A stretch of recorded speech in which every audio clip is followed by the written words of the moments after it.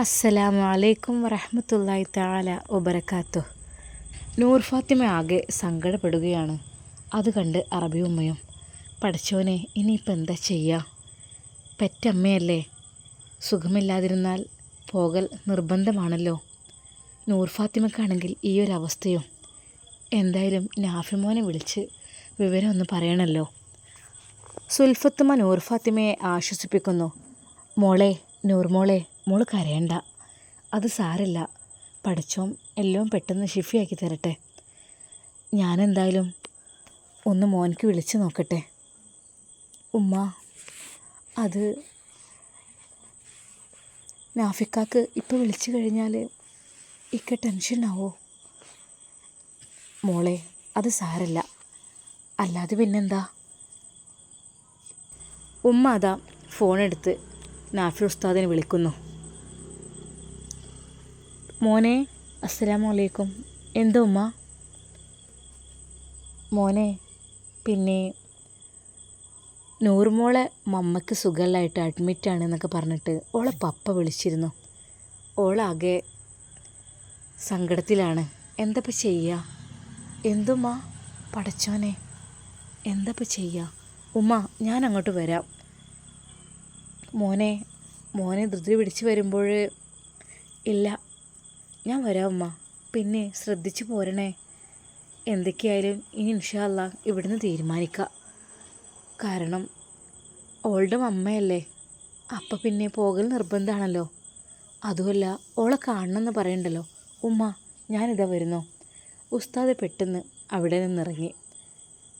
എനിക്കൊരു അർജൻറ്റ് കേസുണ്ട്, അതുകൊണ്ട് പെട്ടെന്ന് പോകേണ്ടതായിട്ടുണ്ട് എന്ന് പറഞ്ഞ് അവിടെ നിന്ന് കാറിൽ കയറി സ്പീഡിലതാ വരികയാണ്. ഉമ്മാക്കൊട്ടും സമാധാനമില്ല. പഠിച്ചോനെ, ഉള്ള സ്പീഡ് മുഴുവൻ എടുത്തിട്ട് ഓന് നിയന്ത്രണമില്ലാതെ വന്നു കഴിഞ്ഞാൽ പഠിച്ചോനെ, എൻ്റെ കുട്ടിയെ നീ കാത്തു രക്ഷിക്കണേ അല്ലാ. നൂർ ഫാത്തിമ ഉമ്മയോട് പറഞ്ഞു. ഉമ്മ, നാഫിക്ക് ടെൻഷനാവുമെന്നാവോ, എനിക്ക് പേടിയാകുന്നു. മോളെ, അത് സാരല്ല, അതൊന്നും പറ്റൂല. ബിസ്മില്ലാഹി തവക്കൽതു അലല്ലാ എന്ന് പറഞ്ഞാൽ അള്ളാഹു നമുക്ക് കാവലായിട്ടുണ്ടാവുമല്ലോ. എന്തായാലും മോള് ടെൻഷനാവില്ല കേട്ടോ. ടെൻഷൻ ആവാതെ ഇവിടെ ഇരിക്കണം. പിന്നെ മമ്മക്കൊന്നും സംഭവിക്കൂല. മോള് പ്രാർത്ഥിച്ചോ, പഠിച്ചവനോട് നല്ല രീതിയിൽ പ്രാർത്ഥിച്ചോ, നിസ്കരിച്ച് ദുആ ചെയ്തോ, മമ്മയുടെ അസുഖം പെട്ടെന്ന് ഷിഫിയാകാൻ വേണ്ടിയിട്ട്. നൂർ ഫാത്തിമ ആകെ വിഷമത്തിലാണ്. എന്ത് ചെയ്യും പഠിച്ചവനെ? മമ്മക്ക് ഞാനേ ഉള്ളൂ ഒരു മോളായിട്ട്. പിന്നെ പപ്പ മാത്രമേ ഹോസ്പിറ്റലിൽ ഉണ്ടാവുകയുള്ളൂ. ഞാനിപ്പോൾ എന്താ ചെയ്യുക റബ്ബേ? മമ്മയുടെ മുഖം മനസ്സിലേക്ക് തെളിഞ്ഞു വരുന്നു.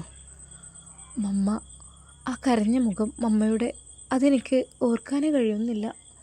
ഞാൻ മമ്മയ്ക്ക് വേണ്ടിയും പപ്പയ്ക്ക് വേണ്ടിയും എപ്പോഴും ദുആ ചെയ്തുകൊണ്ടിരിക്കും. ഉമ്മ നൂർ ഫാത്തിമയെ വിളിക്കുന്നു.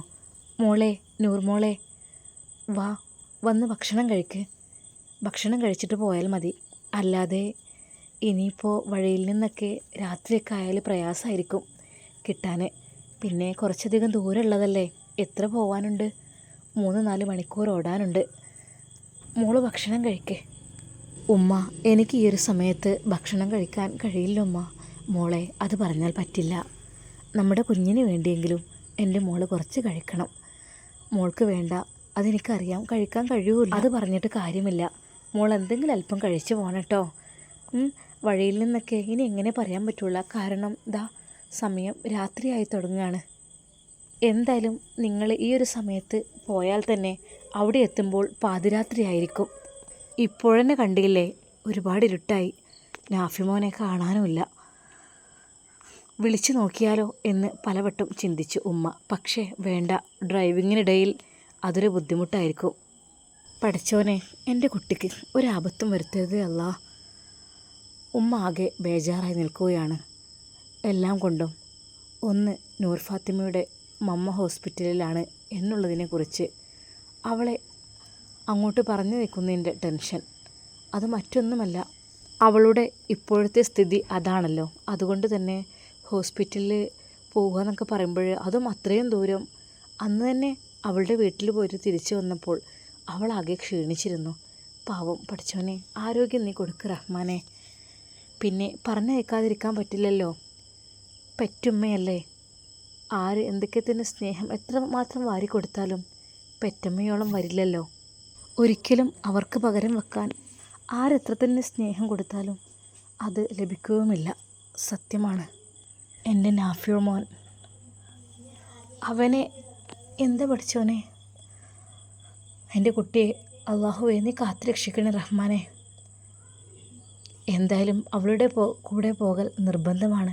പക്ഷേ ആ ഹോസ്പിറ്റലിൽ അവളുടെ അമ്മാവന്മാരൊക്കെ ഉണ്ടെങ്കിൽ എൻ്റെ മോനെ കാണുമ്പോൾ, അതും ഉസ്താദ് വേഷം ധരിച്ച എൻ്റെ മോനെ കാണുമ്പോൾ അവർ എന്ത് വിചാരിക്കും? അവർക്കത് കണ്ടാൽ സഹിക്കില്ലല്ലോ. തൻ്റെ പെങ്ങളെ കുട്ടിയെ കല്യാണം കഴിച്ചത് ഈ ഒരു മുസ്ലിമാണ് എന്നറിയുമ്പോൾ, അതും മുസ്ലിം വേഷധാരിയായ ആളുകളെ കാണുമ്പോൾ അവർക്കെന്തായാലും അത് കാണുന്ന പ്രയാസമായിരിക്കും. അവർ ഒരു പക്ഷേ കലി തുള്ളും. പഠിച്ചോനെ എൻ്റെ കുട്ടിയെ നീ കാത്ത് രക്ഷിക്കണേ അല്ലാ. ദീനിനു വേണ്ടി എൻ്റെ മോനെ ഞാൻ സമർപ്പിക്കുകയാണ്. ഒരിക്കലും നൂർ ഫാത്തിമക്കും എൻ്റെ മോൻക്കും ഒന്നും സംഭവിക്കരുതല്ല. ഉമ്മ മനമൊരുകി പ്രാർത്ഥിക്കുന്നുണ്ടായിരുന്നു. നാഫി ഉസ്താദിനെ കാത്തിരിക്കുകയാണ്. പക്ഷേ അപ്പോഴും എത്തിയിട്ടില്ല. ഒരുപാട് സമയം നൂർ ഫാത്തിമയും ഉമ്മയും അതാ പുറത്തേക്ക് നോക്കി നിൽക്കുന്നു. കാരണം അത്ര അടുത്തൊന്നുമല്ലല്ലോ പള്ളിയും മദ്രസൊന്നും, കുറച്ച് ദൂരെയാണല്ലോ. അവിടെ നിന്ന് ഇങ്ങോട്ട് എത്തിയിട്ട് വേണ്ടേ. ഒരുപാട് സമയം കാത്തിരുന്നപ്പോൾ അതാ വണ്ടിയുടെ ലൈറ്റ് കാണുന്നു. നൂർമോളെ, അതാ മോനെത്തി. ഉമ്മ ആകാംക്ഷയോടെ സിറ്റൗട്ടിൻ്റെ പുറത്തേക്ക് ഇറങ്ങി. മോനെ, നേരം വളരെയധികം ഇരുട്ടിയിരിക്കുന്നു. ഉമ്മ അസ്സലാമു അലൈക്കും. വഅലൈക്കും അസ്സലാം. മോനെ കയറി വാ.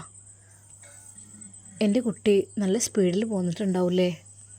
ഉമ്മ അത് അങ്ങനെ പോന്നു, അല്ലാതെ എത്തിപ്പെടില്ലല്ലോ. മോനെ വാ, ഭക്ഷണം കഴിക്ക്. പിന്നെ നിങ്ങൾ ഇപ്പോൾ തന്നെ പുറപ്പെടുന്നുണ്ടോ? ഉമ്മ അല്ലാതെ പിന്നെ നാളെ അത് പ്രയാസമായിരിക്കൂലേ. ഇപ്പോഴും ഞങ്ങൾ പുറപ്പെടാം. എന്തായാലും 4-4.5 മണിക്കൂറോടുണ്ട് അവിടെ എത്തുമ്പോഴേക്കും. എന്തായാലും പാതിരാത്രിയാവും. അഥവാ ഇനി എനിക്ക് ഡ്രൈവ് ചെയ്യാൻ കഴിയില്ല എങ്കിലൊക്കെ ഞങ്ങൾ വേണമെങ്കിൽ അവിടെ റൂം എടുത്തോളാം. അത് പിന്നെ ഏത് സമയത്തും കിട്ടുന്നതാണല്ലോ. മോനെ, എൻ്റെ മോൻ ഉറങ്ങിപ്പോകുമോ എന്നുള്ളത് എനിക്ക് ഭയമാകുന്നു. ഇല്ലമ്മ, ഉമ്മ പ്രാർത്ഥിച്ചാൽ മതി. ഉമ്മ അപ്പോഴേക്കും മോനക്കുള്ള ഭക്ഷണമെല്ലാം എടുത്തു വെച്ചിരുന്നു. ഉമ്മ, ഇതൊന്നും കഴിക്കാൻ എനിക്ക് വിശപ്പുണ്ട്, പക്ഷേ കഴിക്കാൻ അത് സാരല്ല മോനെ, കഴിക്കാനേ പറ്റൂല. നൂർമോളെ ഇവിടെ വാ. നീ ആ ജ്യൂസ് മാത്രമല്ലേ കഴിച്ചത്? വാ, അവൻ്റെ കൂടെ കുറച്ച് ഭക്ഷണം കഴിക്ക്. ഉമ്മ എനിക്കിപ്പോൾ വേണ്ട, അത് പറഞ്ഞാൽ പറ്റില്ല, നീ കഴിക്കണം. അതെ, ഇനിയിപ്പോൾ എപ്പോഴാണ് ഭക്ഷണത്തിന് ഹോട്ടൽ കാണുമോ ഒന്നും അറിയില്ലല്ലോ. പിന്നെ ഹോസ്പിറ്റലിൽ എത്തിയാൽ എന്തായിരിക്കും സ്ഥിതി അതും അറിയില്ല. ഉമ്മയുടെ നിർബന്ധത്തിന് വഴങ്ങി നൂർ ഫാത്തിമ ഒരു ചപ്പാത്തി ഇട്ട് അതിലേക്ക് അല്പം കറി ഒഴിച്ച് അവൾ കഴിക്കുന്നു. വേണ്ടിയിട്ടൊന്നുമല്ല, പക്ഷേ ഉമ്മ നിർബന്ധിച്ചിട്ടാണ്. ഉമ്മ അവളുടെ പ്ലേറ്റ്സിലേക്ക് കുറച്ച് സാലഡെല്ലാം കോരിയിട്ട് കൊടുത്തു. മോളെ കഴിക്ക്, കുറച്ച് വെജിറ്റബിളൊക്കെ അങ്ങോട്ട് ചെല്ലട്ടെ. അല്ലാതെന്താ ഉമ്മ, എനിക്കിപ്പോൾ മതിയായിട്ടാണ്. നാഫി ഉസ്താദ് പറഞ്ഞു. നൂർമോളെ കഴിക്ക്, നമുക്കിനി വഴിയിൽ എവിടെയാണ് എത്തുക നിർത്താൻ പറ്റുക ഒന്നും പറയാൻ പറ്റില്ല. നമ്മൾ ദീർഘനേരം നമുക്ക് യാത്ര ചെയ്യാനുള്ളതാണ്. അപ്പോൾ ഒരു പക്ഷേ ഭക്ഷണം കിട്ടിയില്ലെങ്കിൽ മോനെ, എന്നാൽ കുറച്ച് ഭക്ഷണം ഞാനത് പാർസലാക്കി തരാം. അത് വണ്ടിയിൽ ഡിക്കിയിൽ വെച്ചോ.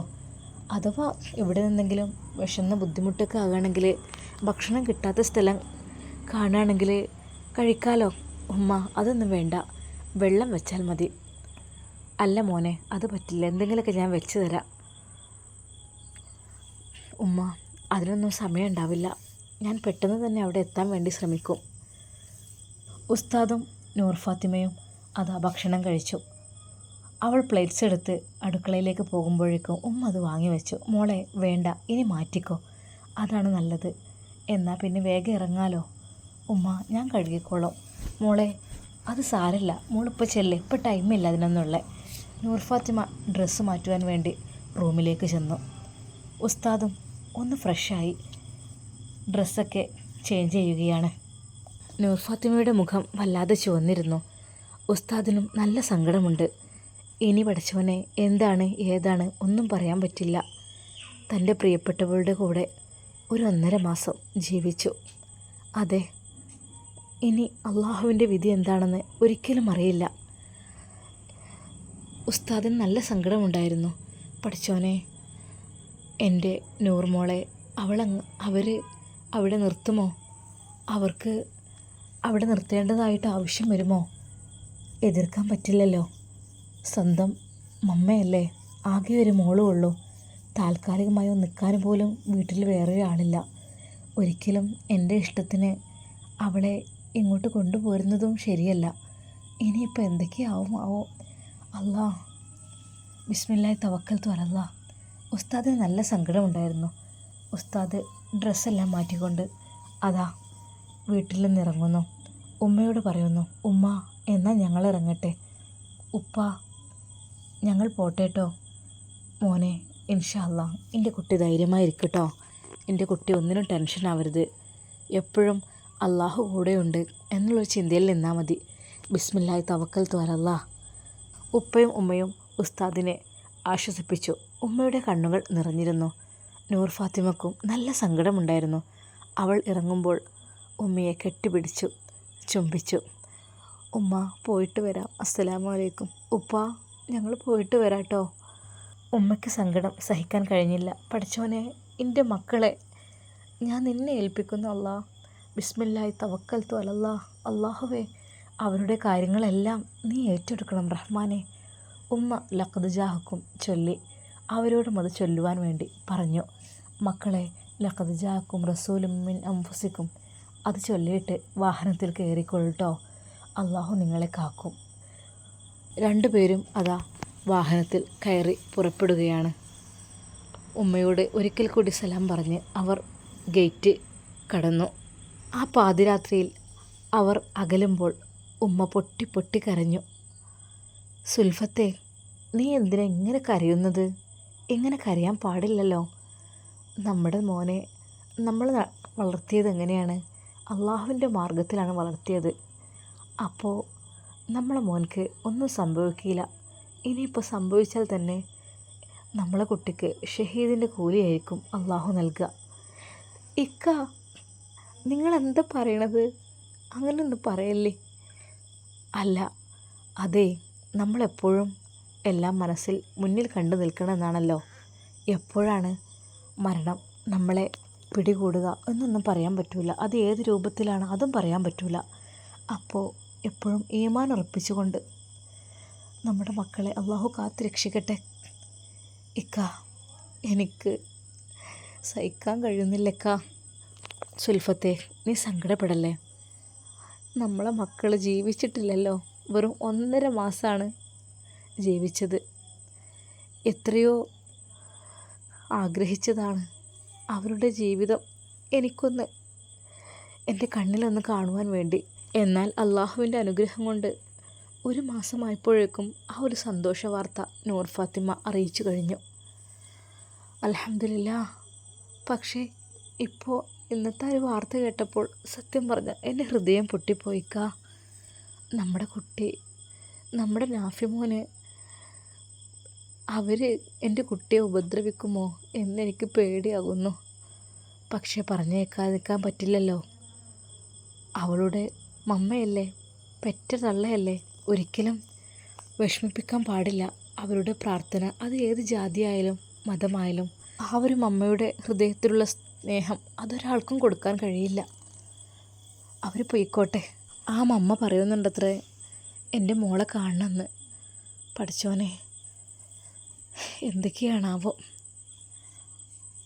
ഉമ്മാക്ക് നല്ല സങ്കടമുണ്ടായിരുന്നു. ഉപ്പ പറഞ്ഞു, സുൽഫത്തെ, നമ്മളിങ്ങനെ സങ്കടപ്പെട്ടിട്ട് കാര്യമില്ല. നമ്മൾ പഠിച്ചവനോട് ദുആ ചെയ്യുക. അള്ളാഹു ഉണ്ടല്ലോ വലിയവന്. അള്ളാഹു എല്ലാം ശരിയാക്കി തരും. നമ്മുടെ മോനും നമ്മുടെ മരുമകൾക്കും ഒന്നും പറ്റാതെ നല്ല രീതിയിൽ അവർ തിരിച്ചെത്തട്ടെ. ആ രാത്രി സുൽഫത്തുമ്മക്കും ഉപ്പക്കും ഉറങ്ങാൻ കഴിഞ്ഞില്ല. മോനില്ലാത്തൊരു ദിവസം, കൂടെ ഇത്രയും ദിവസം ഒരുമിച്ച് താമസിച്ചിട്ട് പെട്ടെന്ന് ഒരു ദിവസം അവർ പോയപ്പോൾ, അതും നമുക്ക് വിശ്വസിച്ച് പറഞ്ഞേക്കാൻ പറ്റുന്ന സ്ഥലമല്ലല്ലോ. എന്തൊക്കെയാണാവോ. അള്ളാഹുവേ, പഠിച്ചവൻ എൻ്റെ മക്കളെ നീ കാത്ത് രക്ഷിക്ക് റഹ്മാനെ. ഉമ്മ ദുആ ചെയ്തുകൊണ്ടിരിക്കുകയാണ്. അള്ളാഹുവേ, ഈ നട്ടപ്പാതിരാക്കാണ് എൻ്റെ മക്കൾ എൻ്റെ കൺമുമ്പിൽ നിന്ന് ഇറങ്ങിപ്പോയത്. അവരെ നീ സംരക്ഷിക്കണമല്ല. അവരെ ഒരു ബുദ്ധിമുട്ടിലും നീ പെടുത്തല്ലേ അള്ളാഹുവേ. അറിയാത്ത സ്ഥലമാണ്, അറിയാത്ത വഴികളാണ്, പരിചയക്കാരായിട്ട് ആരുമില്ല. രാത്രിയാണ്, ഒറ്റപ്പെടലാണ്. അവർ രണ്ടുപേരും മാത്രമാണ്. നൂർ ഫാത്തിമയാണെങ്കിൽ ഗർഭിണിയാണ്. നാഫിമോൻക്കാണെങ്കിൽ അത്രയൊന്നും ഒറ്റയ്ക്ക് വിട്ടുപോയി പരിചയവുമില്ല. പടച്ചോനെ, എൻ്റെ കുട്ടികളെ നീ കാത്തുരക്ഷിക്കണേ. ഒന്നും സംഭവിക്കരുതേ. അവർക്ക് ഒരുപാട് ദൂരം യാത്ര ചെയ്യാനുണ്ട്. നാഫി ഉസ്താദും നൂർ ഫാത്തിമയും അതാ യാത്ര ചെയ്തുകൊണ്ടിരിക്കുകയാണ്. സമയം പാതിരാത്രിയാണ്. ഉസ്താദ് നൂർ ഫാത്തിമയോട് ചോദിച്ചു, നൂർ മോളെ, നിനക്ക് ക്ഷീണമുണ്ടോ? ഇല്ല ഇക്ക. ഉസ്താദ് ഖുർആൻ വെച്ചുകൊണ്ടാണ് കാർ ഓടിക്കുന്നത്. അത് ചെറിയൊരു സൗണ്ടിൽ അതിങ്ങനെ ആസ്വദിച്ച് പോകുമ്പോൾ അത് വല്ലാത്തൊരു അനുഭൂതിയാണ്. എപ്പോഴും കാറിൽ യാത്ര ചെയ്യുമ്പോൾ ഖുർആൻ പാരായണം അത് കേൾക്കുമ്പോൾ അത് വല്ലാത്തൊരു സുഖമാണ് ഉസ്താദിന്. നൂർ ഫാത്തിമക്കും ഇപ്പോഴത് ശീലമായി തുടങ്ങി. നൂർ ഫാത്തിമ, ഉസ്താദ് വിളിച്ചു.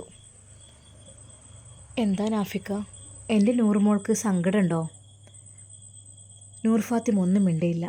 നൂർ ഫാത്തിമ, ഞാൻ പറഞ്ഞത് നീ കേട്ടില്ലേ? എന്നെ വിട്ടു പോകുന്നതിൽ നിനക്ക് സങ്കടമുണ്ടോ നൂർ ഫാത്തിമ?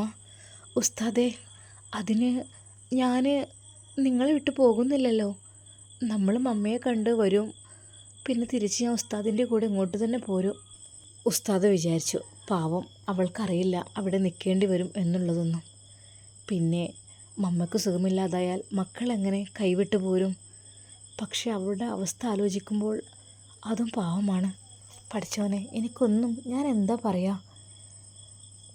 നൂർ ഫാത്തിമ, നിനക്ക് മമ്മയുടെ അടുക്കൽ നിൽക്കേണ്ടി വരുമോ? ഉസ്താദേ, അത് ഞാൻ മാത്രം നിൽക്കുമ്പോൾ എനിക്ക് സങ്കടമാണ്. ഉസ്താദ് നിൽക്കുമോ? അതല്ലേ നല്ലത്.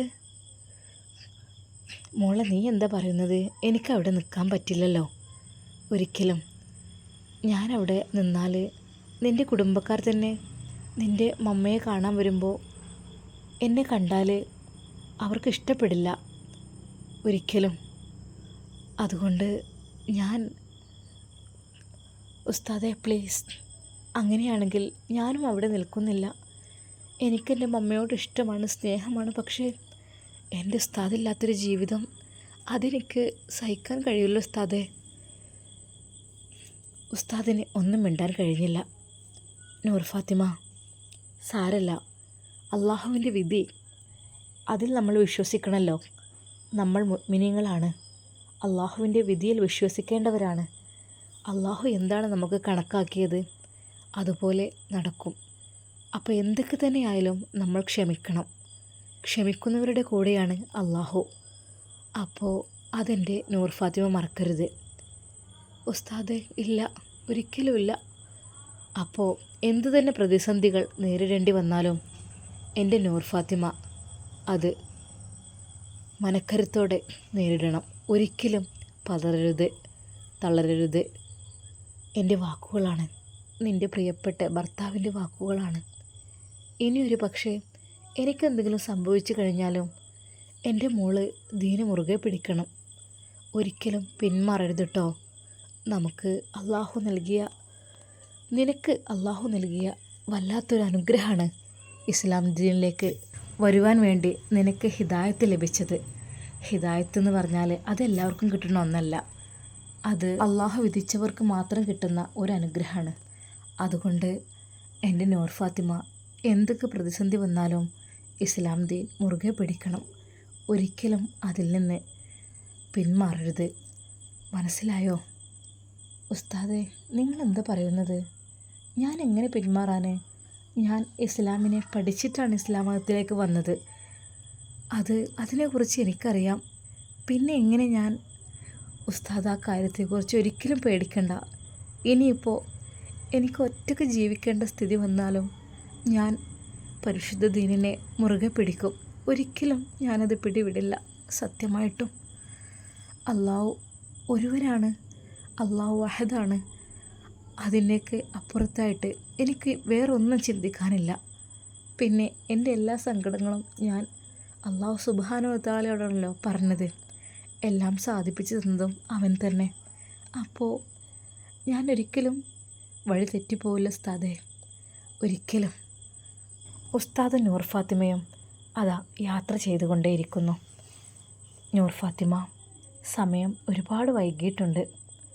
ഇപ്പോൾ കണ്ടില്ലേ, വാഹനങ്ങളൊന്നുമില്ല. ഇടയ്ക്കിടയ്ക്ക് ഓരോ ലൈറ്റുകൾ മാത്രം. നമ്മൾ ഒറ്റയ്ക്കാണ് ഇപ്പോൾ യാത്ര ചെയ്തുകൊണ്ടിരിക്കുന്നത്. അള്ളാഹു നമ്മെ കാത്തു രക്ഷിക്കട്ടെ. ഉസ്താദേ, നിങ്ങൾക്ക് ഉറക്കം വരുന്നുണ്ടോ? അങ്ങനെയാണെങ്കിൽ ആ മുഖമൊന്ന് കഴുകാമായിരുന്നു. ഉസ്താദ് കുറച്ചപ്പുറത്തായിട്ട് അതാ വണ്ടി അവിടെ സൈഡാക്കുന്നു. നൂർ ഫാത്തിമ, ഇനിയുമുണ്ട് 2.5 മണിക്കൂറോളം യാത്ര. സമയമാണെങ്കിൽ ഒരുപാട് വൈകിട്ടുണ്ട്. ഉസ്താദെ, മുന്നോട്ട് കൊണ്ടുപോകാൻ കഴിയില്ല അല്ലേ? അല്ലെങ്കിലും എല്ലാവരും ഉറങ്ങുന്ന സമയം.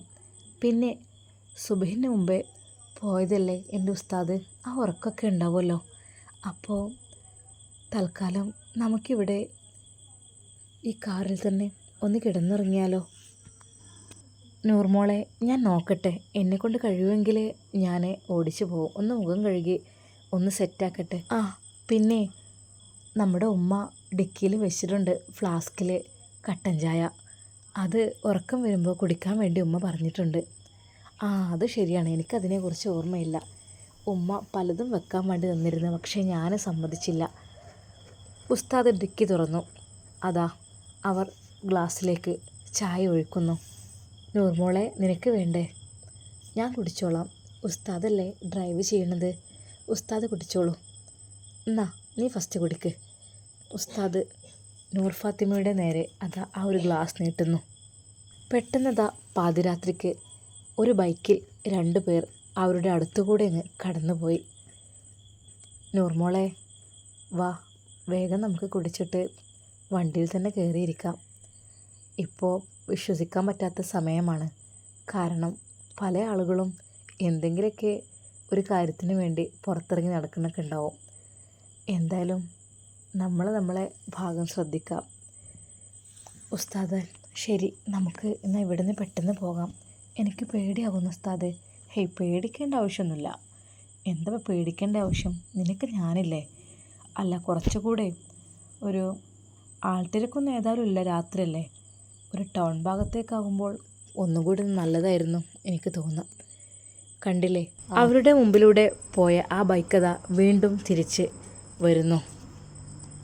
ഉസ്താദേ, എനിക്ക് പേടിയാകുന്നു. അവരിത് തിരിച്ചു വരുന്നു. ഹേയ്, പേടിക്കേണ്ട ആവശ്യമൊന്നുമില്ല.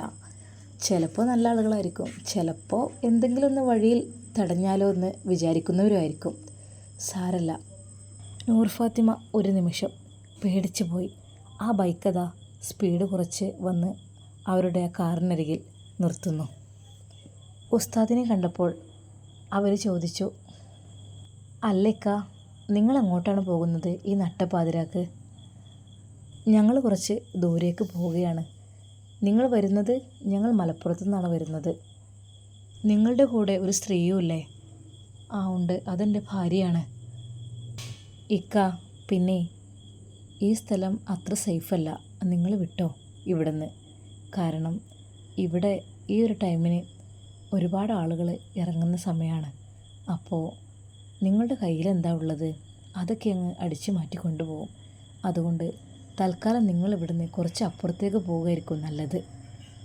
അവരുടെ വാക്ക് കേട്ട് ഉസ്താദ് തെല്ലൊന്ന് ഭയന്നു. കാരണം മറ്റൊന്നുമല്ല, താൻ ഒറ്റയ്ക്കാണെങ്കിൽ പ്രശ്നമില്ല, പക്ഷേ തൻ്റെ കൂടെ തൻ്റെ ഭാര്യയുണ്ട്. അതുകൊണ്ട് തന്നെ അവളെ സംരക്ഷിക്കേണ്ട ബാധ്യത എനിക്കുണ്ട്. എനിക്ക് എൻ്റെ തടി മാത്രം നോക്കിയാൽ പോരാ. അതുകൊണ്ട് ഉസ്താദ് നൂർ ഫാത്തിമയോട് പറഞ്ഞു, നൂർ മോളെ വാ, നമുക്കിവിടെ നിന്ന് വെളിയിൽ പോകാം. പിന്നെ കുറച്ച് അപ്പുറത്ത് എവിടെയെങ്കിലും നല്ല സ്ഥലം കിട്ടുകയാണെങ്കിൽ ഒന്ന് റെസ്റ്റ് എടുക്കാം, അതായിരിക്കും നല്ലത്. ഉസ്താദ് അതാ കാറിൽ കയറി പെട്ടെന്ന് വണ്ടി എടുക്കുന്നു. വളരെയധികം സ്പീഡിൽ ഉസ്താദ് ഓടിക്കുന്നു. ആളൊഴിഞ്ഞ സ്ഥലം കഴിഞ്ഞ് പിന്നെ ടൗണിൻ്റെ ഏരിയയായി. അവിടെ നല്ല വെളിച്ചമുണ്ട്, പക്ഷേ ഒരാളെയും അവിടെയൊന്നും കാണുന്നില്ല. പിന്നെയും ദീർഘദൂരം യാത്ര ചെയ്തപ്പോൾ അതാ അവരുടെ വണ്ടിക്ക് രണ്ടാളുകൾ കൈകാട്ടുന്നു. ഒരു നിമിഷം ഉസ്താദിൻ്റെ ഉള്ളൊന്ന് കാളി. പടച്ചോനെ, ഈ ഒരു സമയത്ത് ആരാണ് ഇത് കൈകാട്ടുന്നത്? ഉസ്താദ് വണ്ടി നിർത്തണോ വേണ്ടേ എന്നുള്ള ഒരു സംശയത്തിൽ എന്ത് ചെയ്യണമെന്നറിയാതെ ഒരു നിമിഷം പകച്ചുപോയി. നൂർ ഫാത്തിമ പറഞ്ഞു, ഉസ്താദേ വേണ്ട, വണ്ടി നിർത്തണ്ട, അവരെ കണ്ടിട്ട് തന്നെ പേടിയാകുന്നു, നമുക്ക് വേഗം പോകാം. പടച്ചോനെ, നേരം വെളുത്തിട്ട് വന്നാൽ മതിയായിരുന്നു. രാത്രിയിലെ യാത്ര പടച്ചോനെ ഇത്രയും ബുദ്ധിമുട്ടുണ്ടാക്കും എന്ന് ഞാൻ കരുതിയില്ല. ആ രണ്ടുപേരും റോഡിൻ്റെ നടുവിലേക്കായി നിന്ന് കൈ കാട്ടുകയാണ്. ഉസ്താദ് വണ്ടി നിർത്തി. അതെ, വണ്ടി നിർത്തേണ്ടി വന്നു. നിങ്ങൾ എങ്ങോട്ടാണ് പോകുന്നത്? ഞങ്ങൾ കുറച്ച് അപ്പുറത്തേക്ക് പോവാണ്. അതെ, ഞങ്ങളൊന്ന് കയറിക്കോട്ടെ ഈ വണ്ടിയിൽ? ഒരു വാഹനം കിട്ടാതെ ഞങ്ങൾ കാത്തു നിൽക്കുകയാണ്. ആ ഒരു സമയത്താണ് നിങ്ങൾ വന്നത്. എന്തായാലും ഭാഗ്യമായി. നിങ്ങളുടെ ബാക്ക് സീറ്റൊക്കെ ഒഴിവല്ലേ? നിങ്ങൾ രണ്ടുപേരല്ലേ ഉള്ളൂ? ഞങ്ങൾ കയറിക്കോട്ടെ. കുറച്ചപ്പുറത്തേക്ക് ചെന്നാൽ ഞങ്ങൾ അവിടെ ഇറങ്ങിക്കോളാം. കാരണം നടന്ന് കുഴങ്ങിയവരാണ് ഞങ്ങൾ. ഒരു നിമിഷം ഉസ്താദ് ഞെട്ടിപ്പോയി. പഠിച്ചോനെ, എന്ത് ചെയ്യും? ഞാൻ എൻ്റെ നൂർ ഫാത്തിമയെയും കൊണ്ട് യാത്ര ചെയ്യുന്ന വാഹനത്തിൽ രണ്ടാണുങ്ങൾക്ക് കയറാൻ അവസരം കൊടുക്കുക? ഹേയ്, അതൊട്ടും ശരിയല്ല. ഉസ്താദ് പറഞ്ഞു, അതെ, ഞാൻ എൻ്റെ ഭാര്യയെയും കൊണ്ട് പോവുകയാണ്. ഇപ്പോൾ അത് നടക്കില്ല. തൽക്കാലം ഞങ്ങൾ അർജൻറ്റായി ഒരിടം വരെ പോകുകയുമാണ്. പിന്നെ ഞങ്ങളുടെ ബാക്കിലായിട്ട് ഇനിയും വണ്ടികൾ വരും, നിങ്ങൾ അതിൽ കയറിക്കോളൂ. ഉസ്താദ് ഒരു നിമിഷം ആലോചിച്ചു. നേരത്തെ ബൈക്കിൽ കണ്ട ആ രണ്ട് ചെക്കന്മാർ പറഞ്ഞത് ഇവിടെയുള്ള സ്ഥലം അതത്ര പന്തിയല്ല, വേഗം ഇവിടെ നിന്ന് വിട്ടോളൂ എന്ന് പറഞ്ഞത് ഒരു പക്ഷേ കള്ളന്മാരാണെങ്കിലോ കവർച്ചക്കാരാണെങ്കിലോ? ഒരു നിമിഷം ഉസ്താദിന് ഒന്നും പറയാൻ കഴിഞ്ഞില്ല.